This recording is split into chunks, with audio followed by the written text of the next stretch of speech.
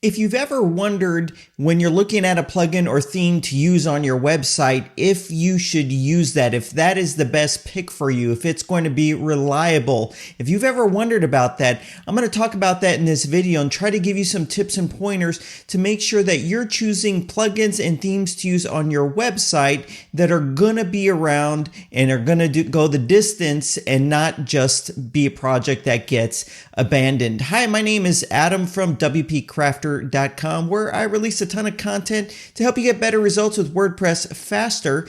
And any links to any of the things I talked about in this video will be in the video description box. If you're new here, consider clicking on the subscribe button. And if you don't want to miss a thing, click on the notification bell off to the right, and YouTube will let you know when I have a new video. So about 2 days ago, some news came out about a page builder that is going out of business. They're not going to develop it anymore.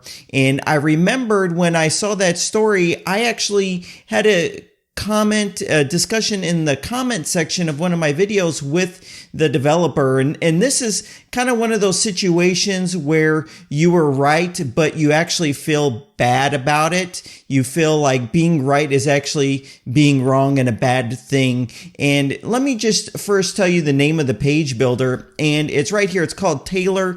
And there's many blogs that wrote articles about this when it was released.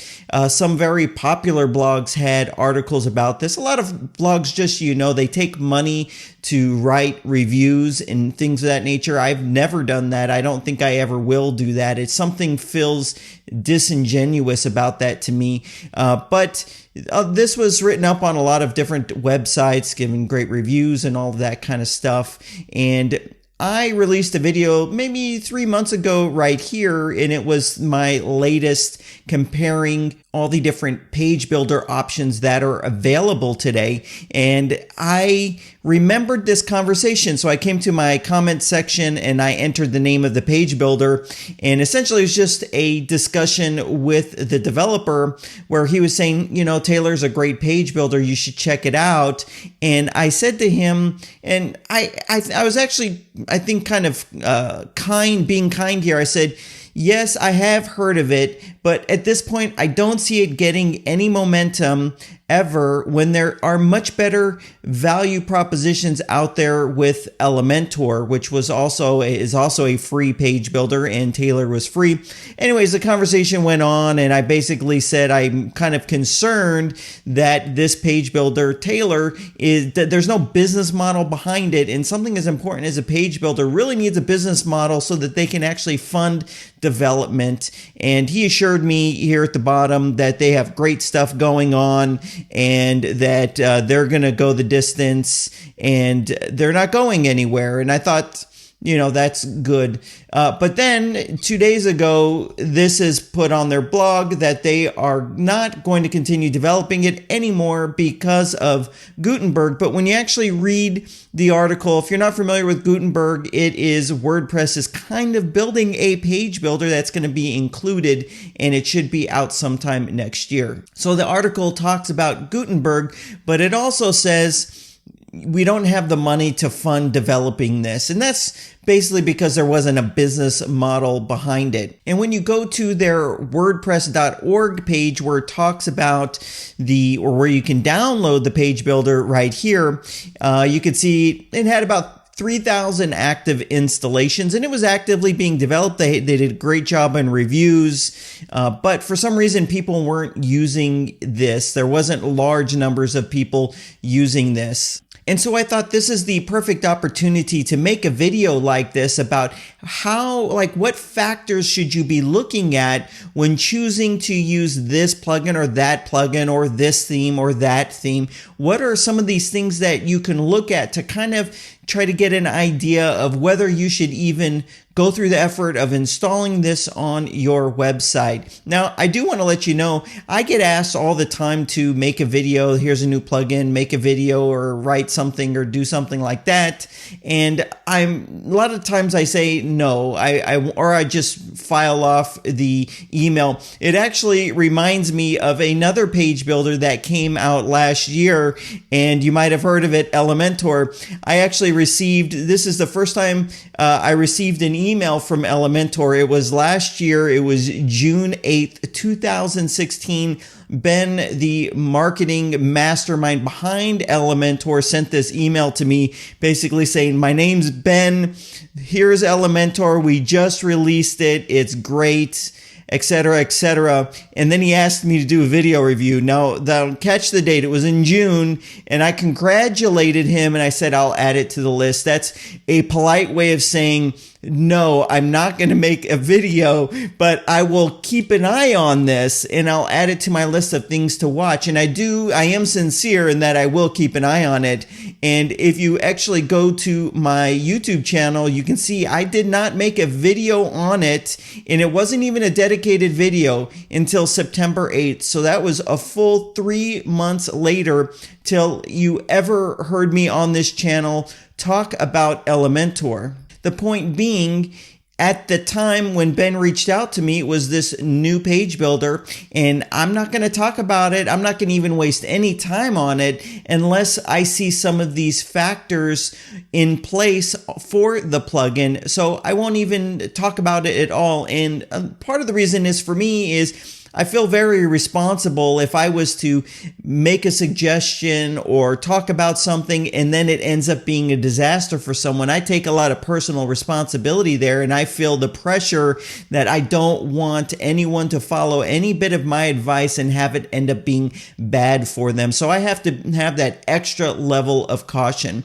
So let's talk about some of the things you can look at to determine whether or not you should use a plugin or theme. So first of all, let's get this straight. There are two types of plugins in my mind that you should have different criteria for. There's those utility plugins that just kind of add a feature. It's really easy to install and it's very minimal to configure on your website. And they also don't really have a lot of lock-in. A perfect example of this would be maybe a security plugin. If you're choosing iTheme Security, which I use, or WordFence, it's real easy to switch between the two. There's no real lock-in, so you have a bit more flexibility. But then there's those other plugins that a lot goes into it and it would be very painful to switch. And what category are those? Page builders is a perfect example, right? If you're using a page builder and you're building out all this content on your website, and then you determine that maybe that page builder goes out of business, they stop developing it, or you want to switch, it's causing problems. Well, you now have a big task ahead of you to switch. And that's why some plugins are in a different category of scrutiny that you need to put in before you decide to even install this on your website. A perfect example of that would be page builders. It would also be your theme. Themes can be a little bit of a pain in the rear end to switch. And also a SEO plugin. So whether you're choosing to use Yoast or All-in-One SEO, I think is the name of the other one. Some of these plugins, you're going to be putting data in and it's not going to be easy to switch. So you really want to give it a lot of scrutiny and make a good decision. So let me share with you some of the red flags that I saw with Taylor.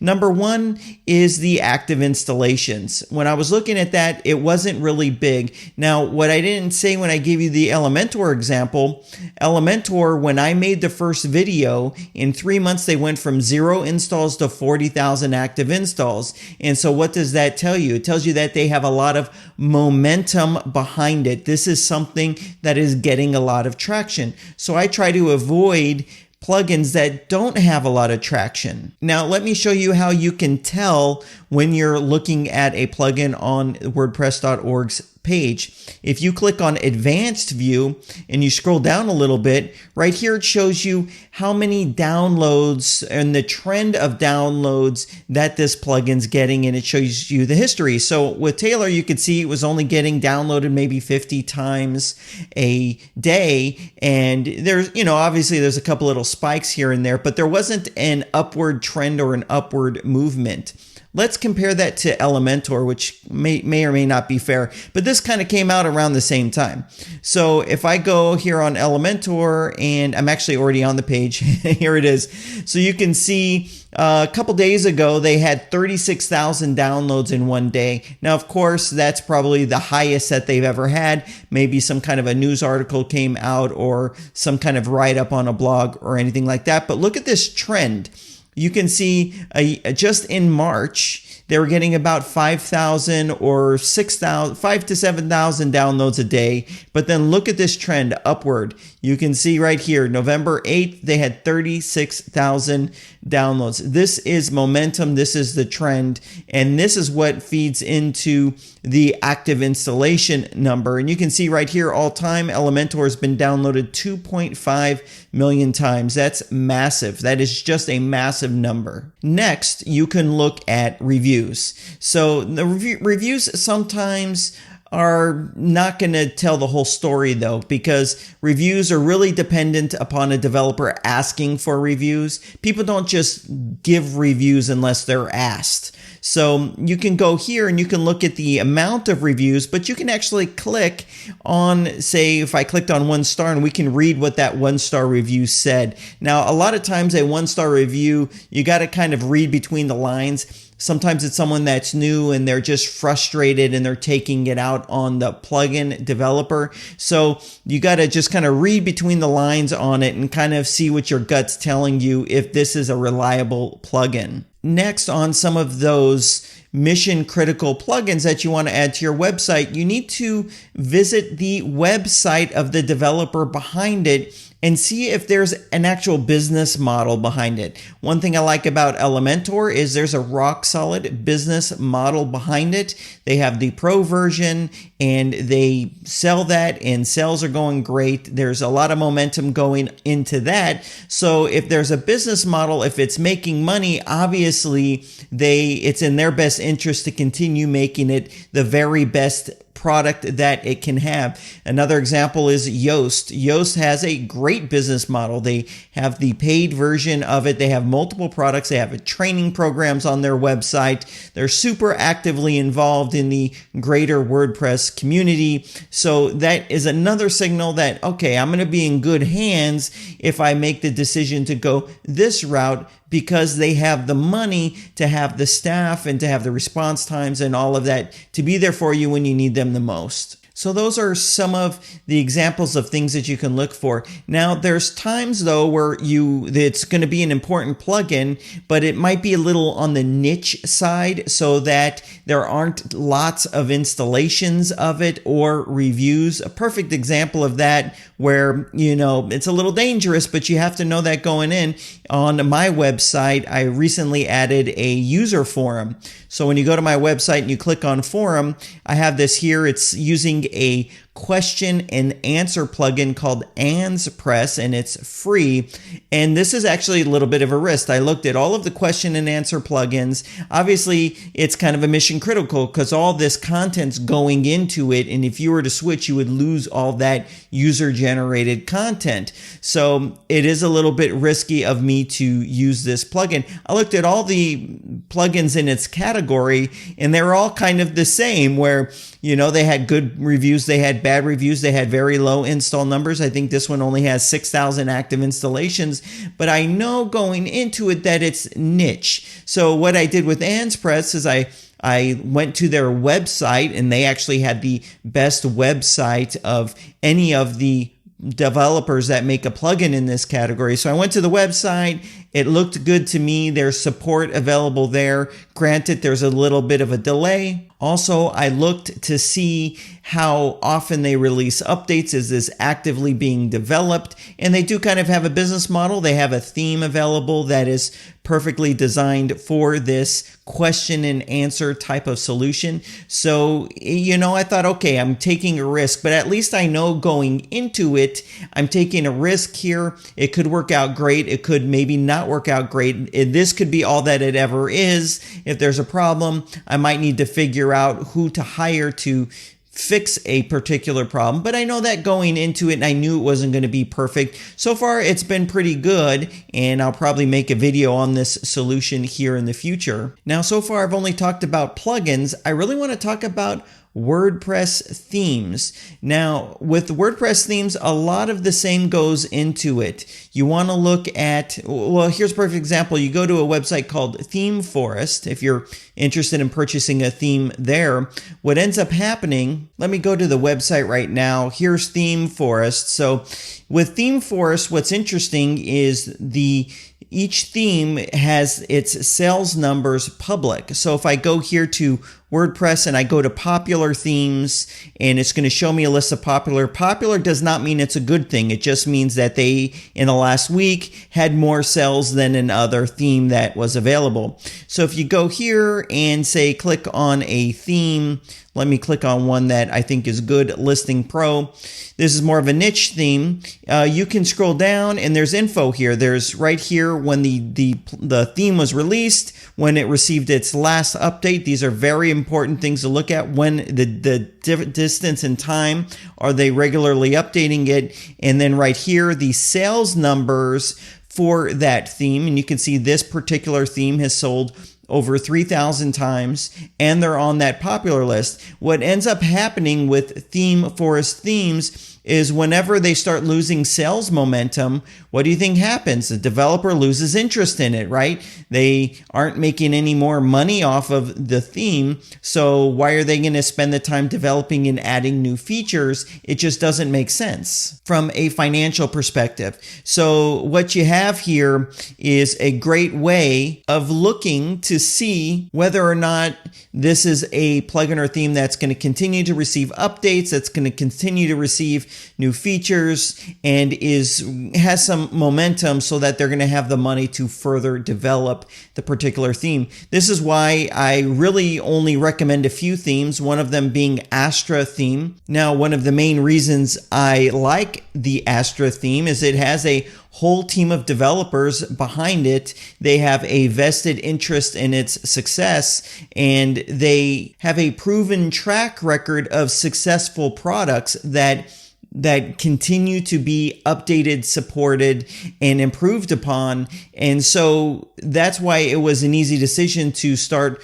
really putting a lot of my time and effort into Astra. I'm using it on my website because I know that it's going to be around for a long time. It's going to go the distance, and it's just been getting better and better. Another great example of a theme in this category would be GeneratePress. It's been around for a very long time. It's probably one of the original highest performance themes available in the WordPress repository, and it has one of the most passionate developers that's behind it. He's super available to help people. You go to his website, he has a user forum that's super active, an amazing Facebook group that's super active. So these are reliable choices of companies. They're making money, they're making great products, they're going to be around, they're not going anywhere. You can trust your website's livelihood to these theme developers. And this is also why you haven't seen me create much content around another theme called Ocean WP. And the reason is because, like with Elementor, I wanted to give it some time to see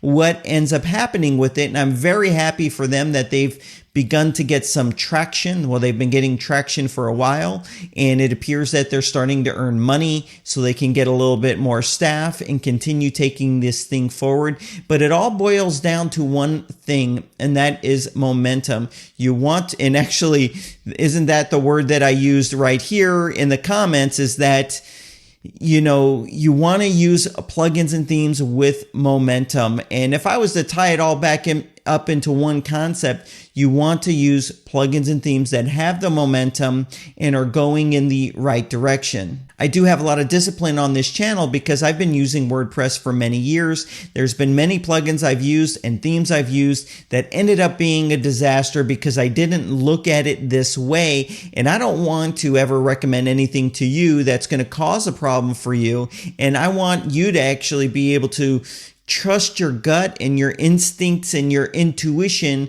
when you're deciding what to use on your website. So that's all I have for you in this video. Now, if you have any advice for other people about this topic of what you should be looking at in determining which solution, which direction to use, what tools to use, go ahead and leave that info down in the comment section below. It'll be very helpful to me, and it'll be very helpful to other people that read through on the comments. So that's it. Thank you for watching this video, and I'll see you in the next one.